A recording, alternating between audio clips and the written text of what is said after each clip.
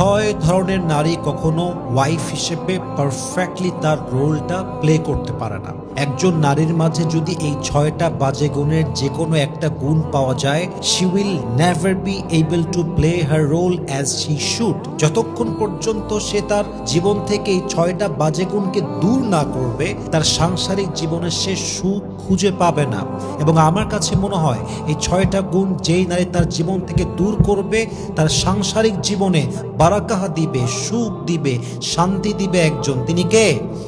কিন্তু পরিবর্তন করতে চাইলে নিজেকে উদ্যোগ নিতে হবে। আর উদ্যোগ নিতে চাইলে, স্টেপ নিতে চাইলে, you have to know first what you have to do. আপনি যদি নাই জানেন আপনি করবেন কেমন করে, পরিবর্তনটা আপনি আনবেন কেমন করে?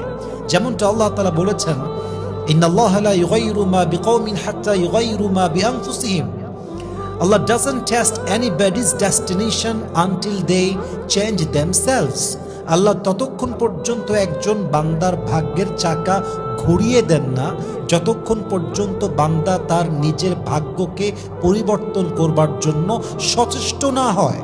So you have to take your step first. You have to try your best first. নিজেকে আগে উদ্যোগ নিয়ে পরিবর্তন করতে হবে। নিজের ভাগ্যের চাকা নিজেকে ঘোরাবার ট্রাই করতে হবে। যতক্ষণ পর্যন্ত আপনি চেষ্টা না করবেন ততক্ষণ পর্যন্ত নাথিং উইল চেঞ্জ। কিন্তু আপনি যদি ট্রাই করেন, আপনার রাস্তাকে সহজ করবে একজন, তিনি কে? নাম্বার 1, যেই নারী অলওয়েজ তার সাংসারিক জীবনে কমপ্লেইন করে, অভিযোগ করে, আরবিতে একে বলা হয় আল আন্নানা। যেই নারী অলওয়েজ কমপ্লেইন করে, অভিযোগ করে, আফসোস করে, তার কাছে অভিযোগের শেষ নাই। এটা পাইলাম না রে, কেউ আমারে ভালোবাসে না রে, কেউ আমাকে বুঝে না রে, আমার স্বামী আমাকে বোঝে না, এইটা দেয় না, ওইটা দেয় না, আফসোস আর অভিযোগ। যেই নারীর জীবনে আফসোস আর অভিযোগের শেষ নাই, সে তো নিজেও সুখী হতে পারে না, তার সংসারটাও সুখী হয় না, বরং তার জন্য তার স্বামীর জীবনটাও জান্নাত থেকে জাহান্নাম হয়ে যায়। ঠিক কিনা বলেন? কোরআনে আল্লাহ তাআলা বলেছেন, আলহাকুমুত তাকাসুর হাত্তা যুরতুমুল মাকাবির। অতিরিক্ত চাওয়ার লোভ, অতিরিক্ত পাওয়ার লোভ একজন মানুষকে আখিরাত থেকে গাফেল করে দিয়েছে।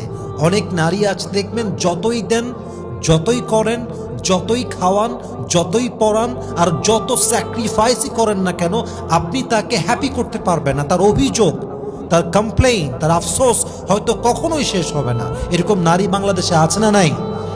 So please don't regret about anything. Never complain about anything.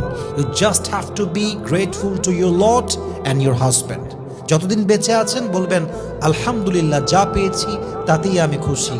আলহামদুলিল্লাহ, আমি তোমাকে পেয়েছি তাতেই আমার খুশি। আমি তোমাকে, আমার সংসারে তোমার সঙ্গে আমি থাকতে পারছি, তোমাকে আমি ভালোবাসতে পারছি, যত্ন করতে পারছি। আমার কাছে চাওয়ার মতো আর কিছু নেই। আমি তোমাকে পেয়েছি মানে আমি আমার দুনিয়ার জীবনে সব কিছুই পেয়ে গিয়েছি। ঠিক কিনা বলেন?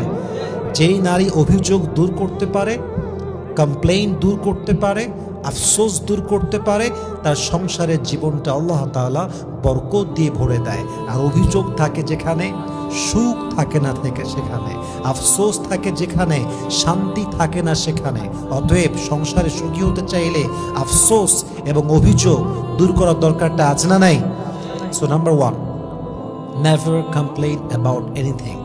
If you need anything, then you can ask it from your husband. কিছু নাই, লাগবে, নিয়ে আসলে ভালো হয়, বাট অভিযোগ করবেন না। আরে এটা নাই, আরে তোমাকে বিয়ে করে জীবনটা শেষ, আরে তোমাকে বিয়ে করা বাদ দিয়ে আর একজনকে বিয়ে করলে আমার জীবনটা অনেক সুন্দর হতো। এই যে আফসোস, হাই হুতাশ, অভিযোগ, এগুলো করা যাবে না প্রিয় বোন আমার। নাম্বার 1, এটা গেল নাম্বার 1। নাম্বার 2, যেই নারী অলওয়েজ স্বামীকে খোঁটা দেয়, আর তোমার সঙ্গে আমি আছি বলেই তুমি জীবনে সফল হয়েছ, তোমাকে আমি ওইটা দিয়েছিলাম বলে তুমি ওইটা শুরু করতে পেরেছিলে, আরে আমি আছি বলে তোমার সংসার করছি, অন্য মেয়ে এই অভাব দেখলে তোমাকে ছেড়ে বহু আগে অন্য জায়গায় সংসার করতো। এই যে খোঁটা দেওয়া, কোরআনে আল্লাহ তাআলা বলেছেন, লা তুবতিলু সাদাকাতিকুম বিল মান্নি ওয়াল আযা। তোমরা তোমাদের দানকে, অনুগ্রহকে খোঁটা দিয়ে নষ্ট করে দিও না। সম্পর্কে যখন খোঁটা চলে আসে, খোঁচা মারা শুরু হয়ে যায়, বিশ্বাস করেন সেই সম্পর্ক অচিরেই ভেঙে চুরে চূর্ণ বিচূর্ণ হয়ে যায়। ঠিক কিনা বলেন? অতএব সুখী হতে চাইলে আপনার হাজবেন্ডকে কোনো বিষয়ে খোঁটা দিবেন না, বরং বলবেন, জান, আমি তোমার জন্য কিছু করতে পেরেছি, এতেই আমি শুকরগুজার। তোমার জন্য কিছু করতে পারলে আমার ভেতরে ভালো লাগে। আমি তোমার জন্য যা উপকার করেছি আমি তোমাকে ভালোবেসে করেছি। তোমার থেকে কোনো কিছু পাওয়ার এক্সপেকটেশন আমার নাই। তুমি ভালো থাকলেই আমি ভালো, তুমি সুখে থাকলেই আমি সুখী। তোমার কাছে আমার চাওয়া পাওয়ার মতো কিছু নেই। তুমি জাস্ট আমাকে ভালোবাসবা, এতেই আমার খুশি। আর তোমাকে আমি যা করেছি এটা আমার ভালোবাসার থেকে করেছি, কোনো কিছু পাওয়ার প্রত্যাশায় আমি করি নাই। ঠিক কিনা বলেন? আপনার স্বামীকে আপনি খোঁটা দিয়েন না, খোঁচা মারতে যাবেন না। তাহলে 2 নাম্বার, যদি আপনি ওয়াইফ হিসেবে পারফেক্টলি আপনার রোলটা প্লে করতে চান, হাজব্যান্ডকে কখনো খোঁটা দিবেন না। 3 নাম্বার, কিছু মেয়ে আছে দেখবেন খালি চাই চাই স্বভাব, আরও চাই, আরও দাও, আরও লাগবে, আরও চাই।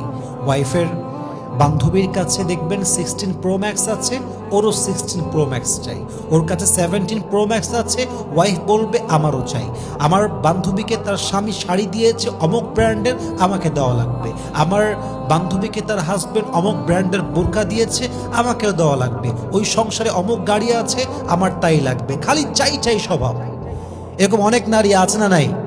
এবং স্বামীকে সে সাধ্যের বাহিরে চাপ দেয়, যা স্বামীর কাছে সাধ্য নেই তাও সে চেয়ে বসে।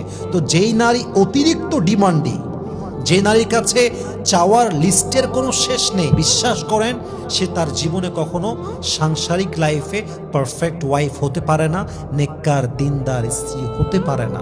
আপনি হবেন এমন ওয়াইফ যে ওয়াইফের চাওয়া পাওয়াটা সীমিত হবে, স্বপ্ন অনেক বড় হবে, এফোর্ট অনেক বড় হবে, সাপোর্ট অনেক বড় হবে, স্বামীর জন্য ভালোবাসা মন ভরা থাকবে, বাট চাওয়া পাওয়ার প্রত্যাশা অনেক কম থাকবে। এটাই জীবনের সুখী হওয়ার সবচেয়ে বড় উপায়। দেখবেন যারা কাজ করে কম, প্রত্যাশা করে বেশি, এরা জীবনে সুখী হতে পারে না। বাট যারা এফোর্ট দেয়, কাজ করে, কাজে মনোযোগী, এফোর্টে মনোযোগী, স্যাক্রিফাইসে মনোযোগী, স্বপ্ন অনেক বড়, কিন্তু চাওয়া পাওয়া কম, পেলেও হবে না পেলেও হবে, তাদের জীবনটা আল্লাহ তাআলা পরিপূর্ণ বরকত দিয়ে ভরপুর করে দেয়। সুবহানাল্লাহ পড়বেন না আপনার সবাই? অতএব যেই নারী অলওয়েজ খালি চাই চাই করে, এই নারীর জীবনে সুখ নাই।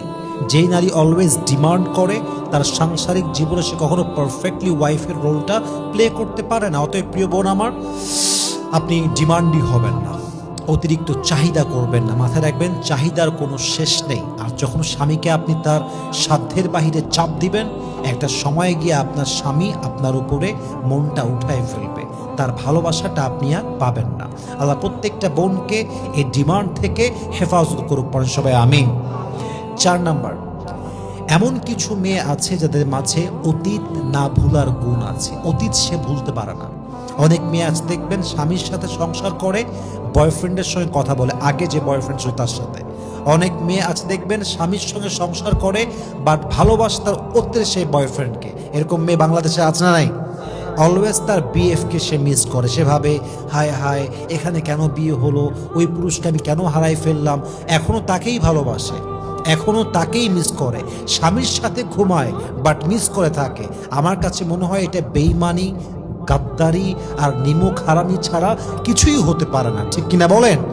আপনি যখন স্বামীর পরিবারে এসে আর এক পুরুষে আসক্ত, তখন আপনি আপনার জীবনে ওয়াইফ হিসেবে যেই পরিমাণ স্বামীকে ভালোবাসা দেওয়ার দরকার ছিল আপনি দিতে পারবেন না।